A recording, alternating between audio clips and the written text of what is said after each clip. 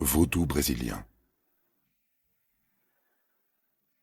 Le Brésil, pays du carnaval et de la beauté féminine, est aussi une région qui offre des étendues de plages extraordinaires et dont la météo est diversifiée.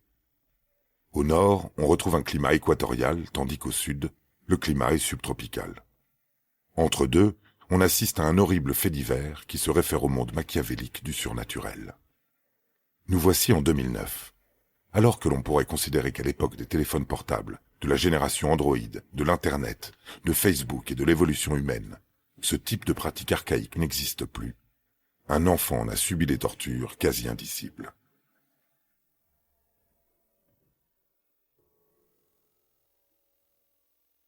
Tout commence par une banale histoire de jalousie entre adultes.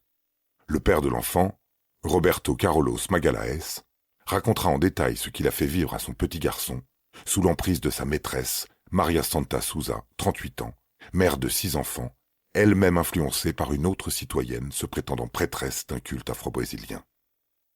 Même si l'homme semble aujourd'hui avoir des regrets, il est triste et abominable de constater à quel point la soif de vengeance peut aller loin, très loin, jusqu'à convier le diable dans une conspiration.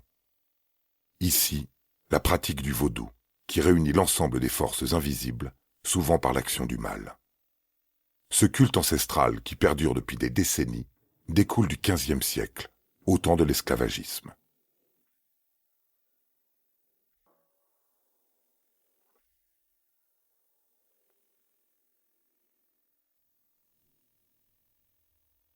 Roberto Carlos Magalhães utilise de l'eau bénite dans laquelle il rajoute du vin.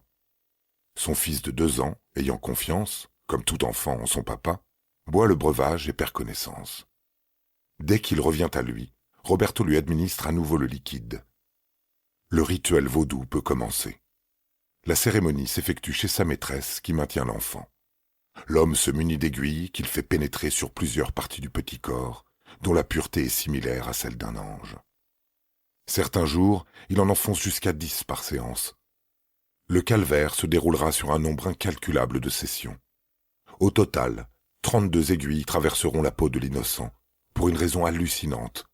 Il leur fallait convier le malin pour faire mourir l'enfant à cause de sa mère.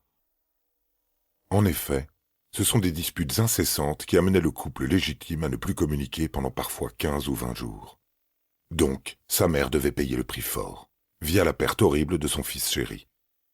Avec bonheur, il est évident de prendre conscience que certains enfants sont protégés par les archanges. Grâce au ciel, un jour, alors qu'il se plaint de douleurs à l'estomac qui le font vomir, le gamin est hospitalisé. Il est pris en charge à l'hôpital de Salvador de Bahia, où les médecins suggèrent un premier examen. Une radio abdominale, puis un scanner de tout son corps. Les résultats dignes d'un film d'horreur font apparaître l'existence des aiguilles dans ses jambes, son estomac, son foie, sa poitrine et son cou. L'équipe hospitalière, comme sa mère, sont sous le choc. Il faut urgemment opérer pour extirper les plus dangereuses, celles qui stagnent entre le cœur et les poumons. Une deuxième, puis une troisième intervention dangereuse, pouvant provoquer la mort, soulagera l'enfant au niveau de la vessie et de l'intestin. Son père est emprisonné pour tentative de meurtre. Le petit garçon est sauvé.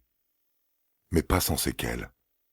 Il rentre chez lui, avec des restes de brisures d'aiguilles n'ayant pu être retirés, après 1 mois passé dans cette clinique.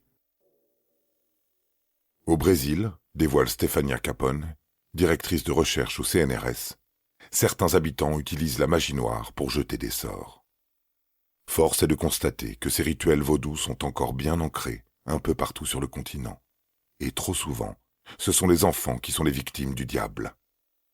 Ou plutôt du dérangement mental de personnes stupides qui, lors de leur passage dans l'au-delà, risquent de recevoir un accueil bien particulier. Et des flammes. Il y a autant de faits divers étranges à notre époque qu'au temps du Moyen-Âge. Même si les sorcières ont bien changé, les fantômes, eux, sont restés les mêmes. Mais voilà que dans ce récit, nous découvrons qu'un esprit peut aussi avoir peur. La scène a lieu à Altamira, au sud-est de l'État de Tamaulipas, au nord du Mexique, à la frontière des États-Unis. Alors que cette ville touristique, dont les plages sont paradisiaques, attire beaucoup de voyageurs venus du monde entier, de rares appartements hébergent des fantômes.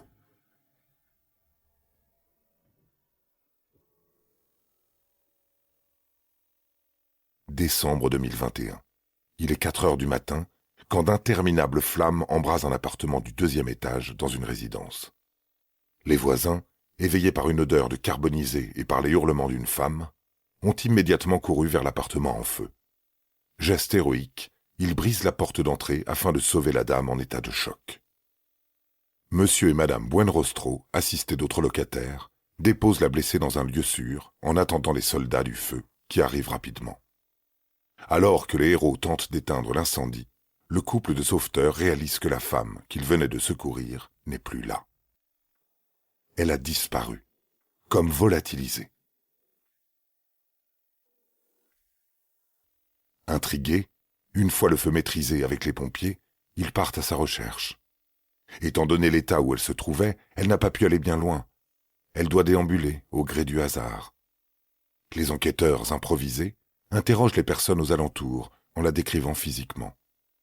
Personne ne l'a jamais vue, nulle part. Ce constat tient de l'impossible. Eux, ainsi que les voisins, l'ont bien aidée à quitter son appartement. Sinon, elle serait morte. Son appartement ? Étonnant puisque plusieurs témoignages attestent que le logement est vide depuis des mois. Ainsi, ils seraient tous fous ? Non, puisqu'ils l'ont bien entendu et récupéré à l'intérieur.